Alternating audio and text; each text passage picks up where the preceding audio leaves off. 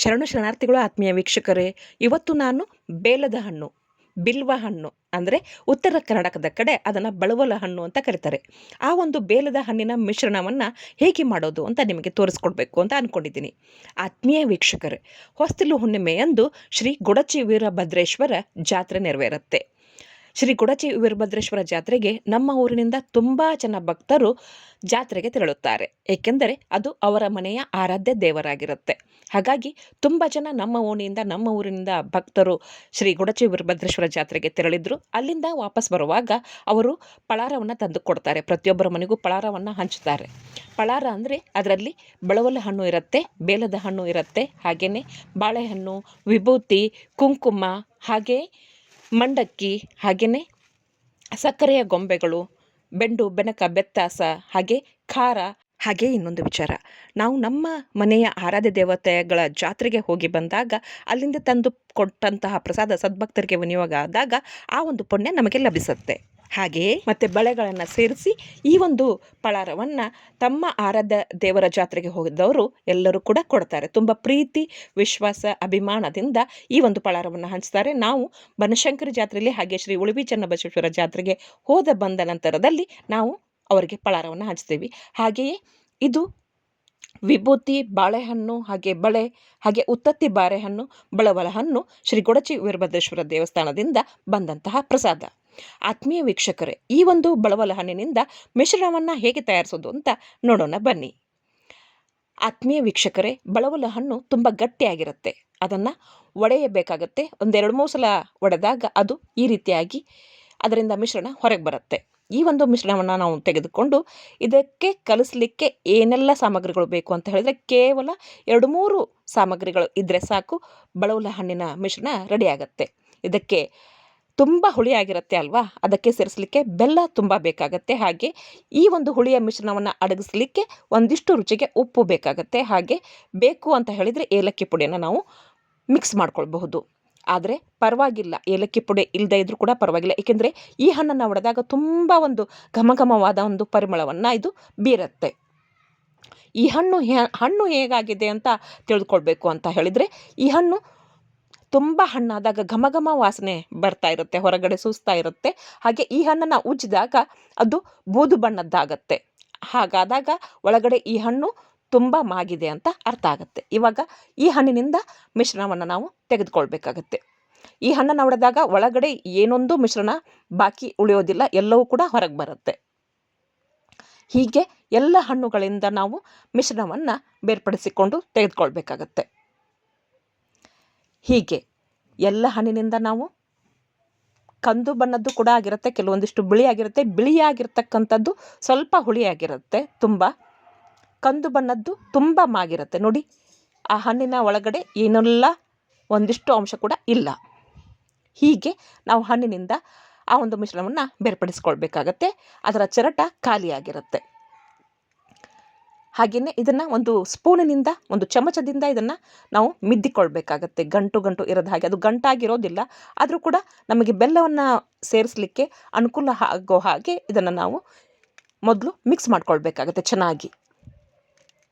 ಒಂದು ಚಮಚದಿಂದ ಈ ರೀತಿ ನಾವು ಅದನ್ನು ಸರಿಯಾಗಿ ಮಿಶ್ರಣವನ್ನು ಹದ ಮಾಡಿಕೊಳ್ಬೇಕಾಗತ್ತೆ. ನಂತರ ಇದಕ್ಕೆ ನಾವು ಉಪ್ಪನ್ನು ಸೇರಿಸಬೇಕಾಗತ್ತೆ. ಉಪ್ಪನ್ನು ಸೇರಿಸುವ ಕಾರಣ ಇದು ತುಂಬ ಹುಳಿಯಾಗಿರುತ್ತೆ. ಆ ಹುಳಿ ಅಡಗಲಿಕ್ಕೆ, ಕಡಿಮೆ ಆಗಲಿಕ್ಕೆ ನಾವು ಉಪ್ಪನ್ನು ಸೇರಿಸ್ಕೊಳ್ಬೇಕಾಗತ್ತೆ. ನಾವು ಕೆಂಪು ಉಪ್ಪನ್ನು ಬಳಸ್ತೀವಿ, ಹಾಗಾಗಿ ಕೆಂಪು ಉಪ್ಪನ್ನು ನಾನು ಹಾಕಿದ್ದೀನಿ. ಇಷ್ಟು ಬೆಲ್ಲ ಇದಕ್ಕೆ ಬೇಕಾಗುತ್ತೆ. ಏಕೆಂದರೆ ತುಂಬ ಹುಳಿಯಾಗಿರೋದ್ರಿಂದ ಇದು ಬೆಲ್ಲವನ್ನು ತುಂಬ ಜಾಸ್ತಿ ಹಿಡಿಯುತ್ತೆ. ಇದಕ್ಕೆ ಸಕ್ಕರೆ ಬೆರೆಸಬಾರ್ದು, ಸಕ್ಕರೆ ಚೆನ್ನಾಗಿರೋದಿಲ್ಲ. ಸಕ್ಕರೆ ಈ ಒಂದು ಹಣ್ಣಿನ ಮಿಶ್ರಣಕ್ಕೆ ಹೊಂದೋದೇ ಇಲ್ಲ. ಇದಕ್ಕೆ ಬೆಲ್ಲವನ್ನೇ ಮಿಕ್ಸ್ ಮಾಡ್ತಾರೆ. ಹಾಗಾಗಿ ಆತ್ಮೀಯ ವೀಕ್ಷಕರೇ, ನೆನಪಿನಲ್ಲಿ ಇಟ್ಕೊಂಡು ಈ ಹಣ್ಣಿಗೆ ನೀವು ಬೆಲ್ಲವನ್ನೇ ಸೇರಿಸಬೇಕಾಗತ್ತೆ. ಈಗ ಬೆಲ್ಲವನ್ನು ಸೇರಿಸಿ ಚೆನ್ನಾಗಿ ಇದನ್ನು ಈ ರೀತಿಯಾಗಿ, ಇವಾಗ ನಾನು ಒಂದು ಬೌಲ್ನಲ್ಲಿ ಹಾಕಿ ತೋರಿಸಿದೆ ಅಲ್ವಾ, ಆ ರೀತಿ ಇದನ್ನು ಮಿಶ್ರಣ ಮಾಡಬೇಕಾಗತ್ತೆ. ನೋಡಿ ಇವಾಗ ಎಷ್ಟು ಚೆನ್ನಾಗಿ ಇದು ಮಿಕ್ಸ್ ಆಗಿದೆ ಅಂತ. ಹೀಗೆ ಮತ್ತೆ ನಾವು ಚಮಚದಿಂದ ಬೆಲ್ಲ ಮತ್ತು ಉಪ್ಪನ್ನು ಸೇರಿಸಿದಾಗ ಚೆನ್ನಾಗಿ ಇದಕ್ಕೆ ಮಿಕ್ಸ್ ಮಾಡ್ಕೊಳ್ಬೇಕಾಗತ್ತೆ. ಇದು ಸರಿ ಹೋಗಲ್ಲ ಅನ್ನೋರು ಇದನ್ನು ಮಿಕ್ಸಿ ಜಾರ್ಗೆ ಕೂಡ ಹಾಕಿಕೊಳ್ಬಹುದು. ಈ ಹಣ್ಣಿನಲ್ಲಿ ತುಂಬ ಬೀಜ ಇರುತ್ತೆ, ಆದರೆ ಅದನ್ನು ಉಗುಳೋ ಹಾಗಿಲ್ಲ. ಅದನ್ನು ಹಣ್ಣಿನ ಜೊತೆಗೆ, ಆ ಮಿಶ್ರಣದ ಜೊತೆಗೆ ಅದನ್ನು ನಾವೆಲ್ಲರೂ ಕೂಡ ಸೇವಿಸ್ತೀವಿ. ಈ ಹಣ್ಣಿನ ಮಿಶ್ರಣ ಮಾಡೋದು ಹೀಗೆ.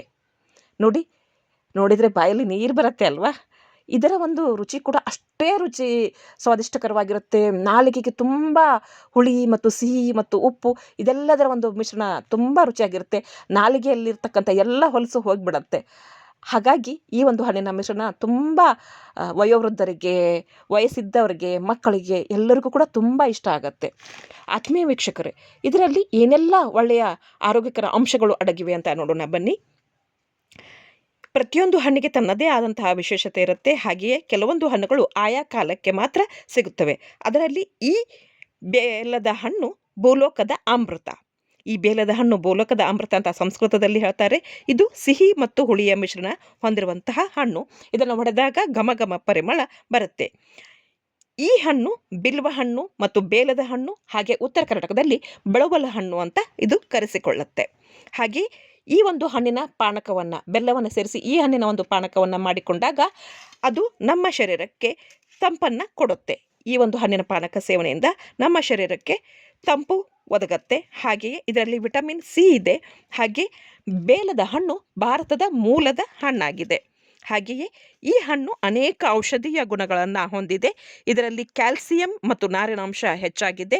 ಹಾಗೆ ಈ ಹಣ್ಣಿನ ಜೊತೆಗೆ ಸ್ವಲ್ಪ ಉಪ್ಪು, ಬೆಲ್ಲ ಸೇರಿಸಿ ಪಾನಕವನ್ನು ಮಾಡಿ ಕುಡಿಯುವುದರಿಂದ ಬಾಯಾರಿಕೆ ನಿವಾರಣೆಯಾಗತ್ತೆ. ಹಾಗೆ ಮೂಲವ್ಯಾಧಿ ಗುಣವಾಗತ್ತೆ.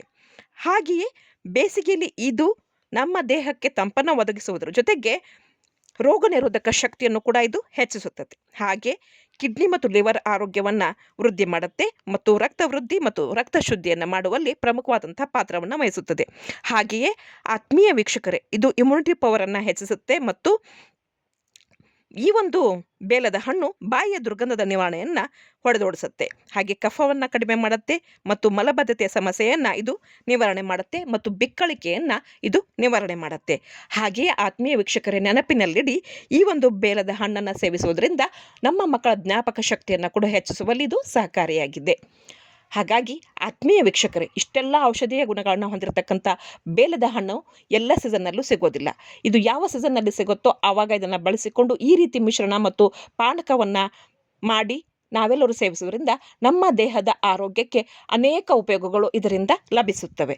ಹಾಗಾಗಿ ಆತ್ಮೀಯ ವೀಕ್ಷಕರೇ, ನೋಡಿದ್ರಲ್ಲ, ಈ ಹಣ್ಣನ್ನು ಈ ರೀತಿಯಾಗಿ ಸೇವನೆ ಮಾಡಬಹುದು ಅಥವಾ ಈ ಒಂದು ಚರಟದಲ್ಲಿ ಹಾಕಿಕೊಂಡು ಕೂಡ ನಾವು ಸೇವನೆಯನ್ನು ಮಾಡಬಹುದು. ನಾವು ಈ ಒಂದು ಹಣ್ಣನ್ನು ಸೇವಿಸೋದ್ರಿಂದ ನಮ್ಮ ದೇಹಕ್ಕೆ ಏನೆಲ್ಲ ಉಪಯೋಗಗಳು ಇವೆ ಅಂತ ನಿಮಗೆ ಅರ್ಥ ಆಗಿದೆ ಅಂದ್ಕೊಳ್ತೀನಿ.